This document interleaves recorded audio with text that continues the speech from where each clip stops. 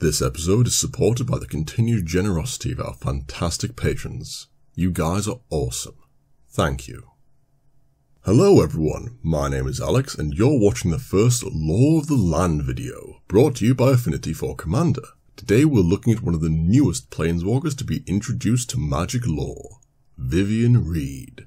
So without further ado, let's get on with the video. Small side note, the lore discussed here is up to date as of the release of Ravnica Allegiance. Scala, a plane that was deeply divided between two competing factions, each with their own ideals of what the plane should be. The Simargadi were a group of rangers, druids and shamans that dwelled in the forests. Their goal was simple: to protect the multitude of creatures and life forms that dwelled within the plane's green seas, and to see life flourish for what it could be. One such shaman was a tall woman, raised to hunt from a young age, and our story's focus, Vivien Reid.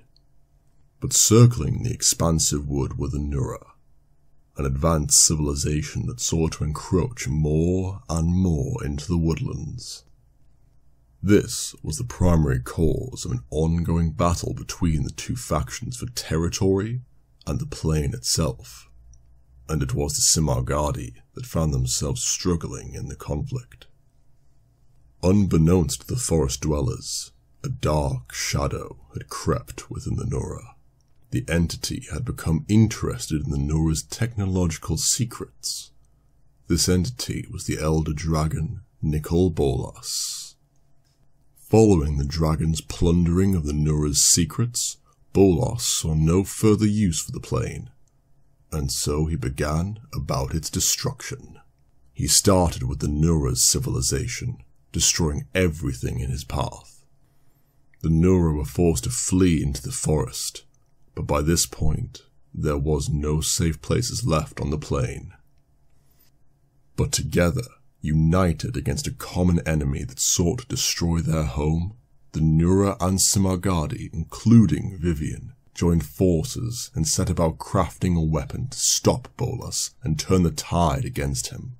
The weapon they forged was the Arc Bow, an artifact containing an invocation of all the creatures of Scala, the right to which the shaman of the Simargadi had etched into their very hearts. The weapon to fight back was finally complete.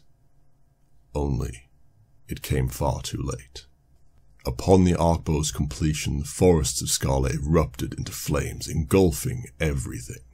Nura and Simargadi alike were consumed, and it was here, at the destruction of her plane, whilst everything around her burned and was sought to ruin by an elder dragon, that Vivien Reid's planeswalker spark ignited, transporting her safely away from her destroyed home, away from Nicol Bolas, and with the Arcbow still in her possession. The last lingering sight of her plane that Vivien saw was of an elder dragon rising into a brilliant white sky, dashed with smoke, and laughing. With no home to return to, Vivien wandered the multiverse, trying desperately to understand the Arcbow, the last vestige of her home. The bow could bring forth the likeness of any animal spirit found etched within its frame, but not as they were whilst dying, but in their prime and full of life and vigour. Initially though, Vivien could only summon weakened creatures. Dim, barely corporeal beings vanished soon after being summoned. It was only during her travels that she was able to master the bow. Through travelling to different planes and adding to the bow's menagerie, it grew in power, along with Vivien herself. It was not long before Vivien could call forth creatures greater than any of those found on Scala. It was during her travels that Vivien heard of the famed Royal Menagerie of Lanao, a city run by vampires on the plane of Ixalan. Attracted to the idea of the great creatures of other planes, Vivien made her way to Ixalan. Upon her arrival to the plane, Vivien was able to secure passage to the city by helping a group of Lanaoan hunters on an expedition. Their mission? to capture a Brontodon and bring it to the city to be added to the menagerie. Vivien accomplished this task single-handedly, but did contemplate running the group off from the dinosaurs' forests. It was, however, the stories of the wonders of the menagerie that got the better of her. Entire ecosystems behind gilded teeth, a treasure trove of rarities like nothing you would ever see again in your lifetime or the next.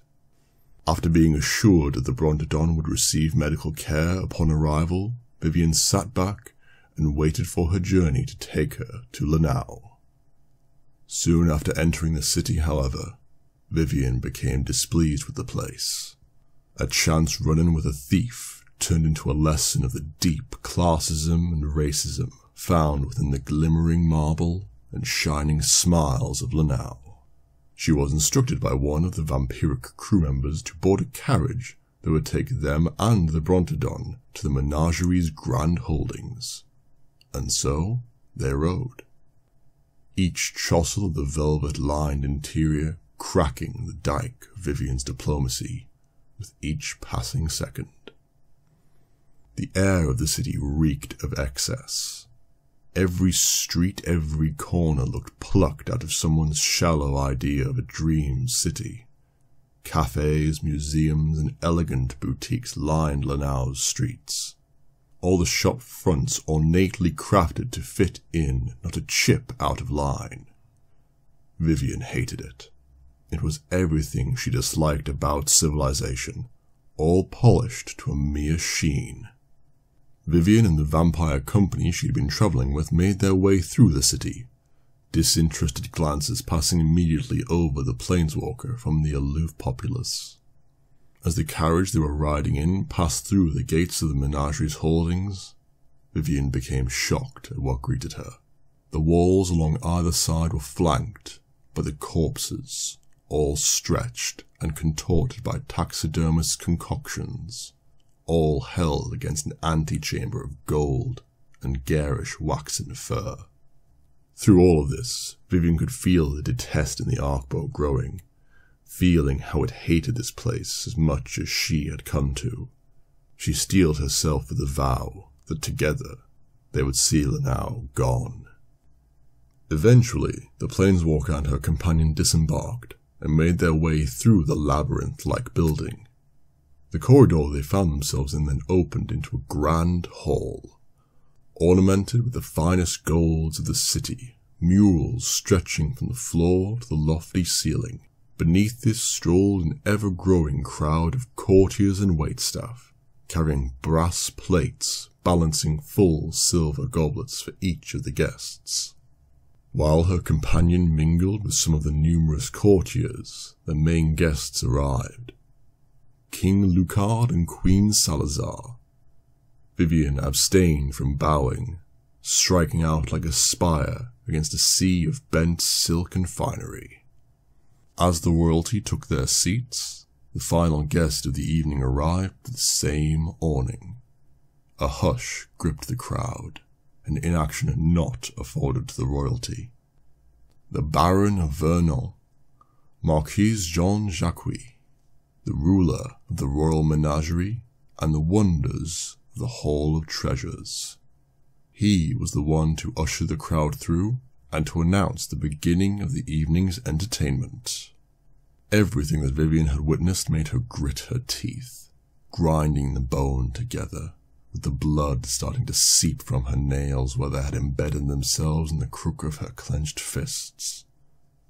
Animals were taken out and tortured, much to the amusement of the audience, being forced to walk on hot coals and humiliating costumes, burnings, and a host of other torments, all while the audience either laughed along or feigned interest as they made small talk. But the Baron had more twisted ideas for the main attraction. With pure showmanship, he wheeled out the broken, hunched, starved, and tortured being of a once proud and strong monsterosaur. Its anger and rage boiled down into its only remaining emotion, with no more strength nor ability to act upon it. Vivien watched in horror as guards circled the beast, and at the Baron's behest, struck it with spear tips, creating a chorus of horror for the audience to seemingly enjoy. "I am done." Her companion could not stop Vivien from standing, and failed even more to stop the arrow being notched and let loose from the arcbow. Glimmering and glistening, with a green hue, it landed directly between the feet of the Baron. Vivien blew a two-handed kiss to the shocked vampire, as his surprise turned to confusion, with the bow's magic bringing forth a head, one after another from her small arrow. Lanao quickly had to learn how to deal with a hydra. The hall burst into chaos. The swarm of wigs and over-embroidery converged together, creating a swarm hurtling for the exit. Some were caught and torn apart by the hydra, others trampled by their fellow lords and ladies. Vivien joined the chaos, leaping down from her balcony to run along with them, ignoring all calls from the guards to stop. Expertly falling to a knee, Vivien again took aim and fired. The pursuing guards were met with the full force of a palaka worm being launched into them. A beat of glowing green mana, and it was hungry. No one ever expects to be perfectly bite-sized. She fought through more and more of the guards, till eventually she came face to face with the Baron himself, who was far more interested in the arcbow itself than the death and destruction occurring all around him. His personal guard encircled him. However, using Scarlet's wasps as a distraction, Vivien was able to land a substantial blow to the vampire. It was, however, not enough. He had force, speed, and vampirism on his side. Vivien was captured. She had nearly destroyed the hall, taking scores of sadistic vampires with her, but she was captured nonetheless. When she awakened, Vivien found herself in a dungeon cell. No windows, cold stone floor, and the Baron standing over her, smiling. For the next few days, Vivien was tortured at the hand of the Baron personally, with each session of brutality concluded by the Lanawan nuns tending to Vivien's wounds and guiding her back to sanity. His questions revolved around only a few things. Who was she, and how did the arcbow work? All demands of answers were met with insults, threats, and a single repeated demand by Vivien: return the arcbow. After each failed attempt at extracting information from the Planeswalker, the Baron grew more and more frustrated. Each time he visited, he let loose about interactions with the arcbow gone awry, having lost nearly a score of his own men to the bow already. Following what Vivien could barely understand as days, she was moved. Passing through a labyrinth of stale, rat-infested corridors, she was eventually greeted with her new cell. A pristine room of white, with a table, a bed, even a bowl of fruit. It was, however, as everything in Lanao, fake. The fruit appeared and disappeared magically. The chamber pot emptied itself through some void, and dust refused to settle. Vivien hated it just as much as her other cell. The silence, the emptiness that Vivien found herself in seemed comparable to the torture she had suffered through. She had no means of distraction, nor any means of telling the passage of time. When the door finally opened to her elegant cage, she was near elation just for the distraction alone. It was one of the Baron's far lower guards who instructed her to come with him. Capitulation felt too much like a personal betrayal, but Vivien was done with this place. She'd take her chances, and the Baron could have her pride as payment. After changing into finery befit someone completely against character, Vivien was taken to a grand ballroom, with polished floors, gold woven into the room's seams, and a view of the ocean that she had arrived on mere days ago. Unfortunately, The sight further in the room did far less to calm Vivien. It enraged and sickened her to the very core. The monster saw she had seen previously, who she had tried to save from its imprisonment, was laid across a vast stage.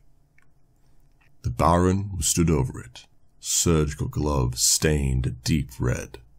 Vivien was quick to understand the situation, and quicker to become even more detesting of the vampire in front of her. He was performing a vivisection on the still breathing dinosaur, the beast being kept alive through the magic of the Lenaoan nuns. The Baron seemed pleased to see her, deciding finally that he would have Vivien herself show him how to use the arcbow.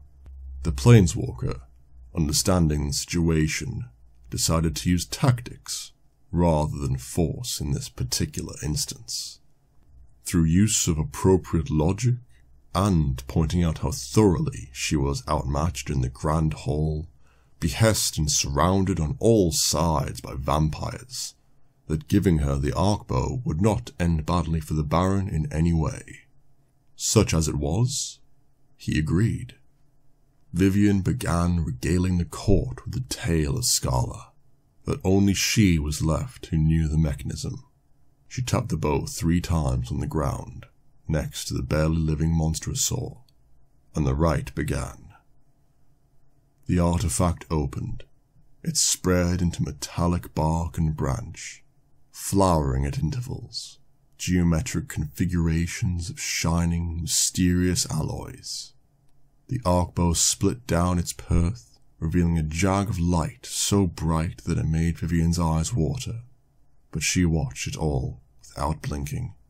The monsterosaur was owed that dignity at least. The dinosaur was illuminated in a brilliant green, and its large form was then transported into the arcbow before closing back to its original shape. Vivien felt immediately different. This wasn't like with the other animals. She could taste the chalk and metal of captivity in her mouth. She could feel the rage of 1,000 misdeeds burning through her. The monsterosaur demanded vengeance.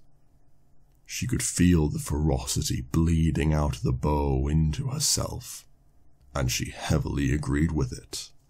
Demanding a demonstration of the bow's power, the Baron had a group of nuns erect a magical barrier around Vivien. During its construction, however, Vivien noticed something. A small something. A spider. So minute the magic of the barrier didn't affect it. And this was her chance. This would be the linchpin of their revenge. She sent her power into the spider, and it grew to the size of a rat, a dog, a boar, a jaguar, and further to a bear.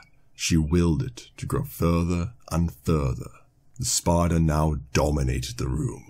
The courtiers and nuns all swiftly lost their composure, and the magic around Vivien loosened. Vivien did not miss a beat. The second the barrier was down, she notched an arrow and let it loose. Flying through the air, green mana burned through the arrow and transformed into bone, muscle, teeth, and an undying rage. The monsterosaur was reborn, pristine, brilliant, and wrathful. To his credit, the Baron did not run. He stood his ground, drew his sword, and landed a blow into the dinosaur's jaw, only for it to fall through the intangible entity. The jaws that snapped around him, however, were very corporeal.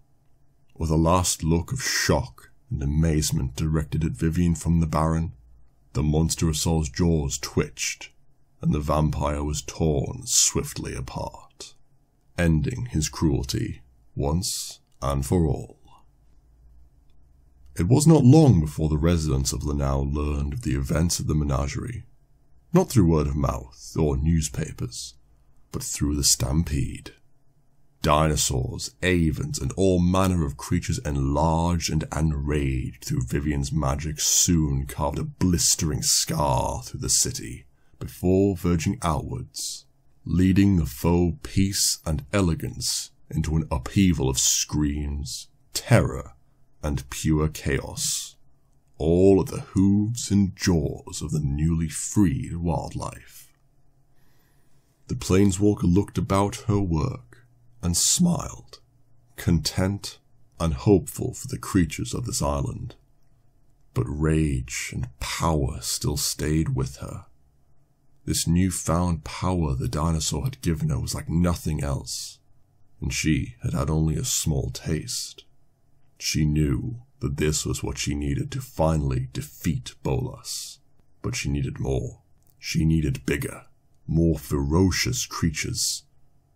Vivien closed her eyes and peered, and she saw it. The beating wings and scaled hides. She knew she needed the strength of dragons to best Nicol Bolas. She raised a hand, palming the air, feeling the structure of the universe beneath her skin, and then she pressed down, and the multiverse, viscous as honey, relented under the pressure, swallowing her from arm up. Vivien spared Ixalan one final look before she flashed into the next plane and felt the hard, hot air of Shiv on her skin. And that is our lore video on Vivien Reid. I hope that you enjoyed it. What do you think of our latest green planeswalker, and who would you like us to do our lore video on next? Whatever your thoughts, be sure to leave them in the comments below. And don't forget to like and subscribe if you want to see more content like this. Also, you can follow us on Twitter @4commander, and if you really like us, you could consider becoming a Patreon yourself. Links are in the description. And, as always, we'll see you next time.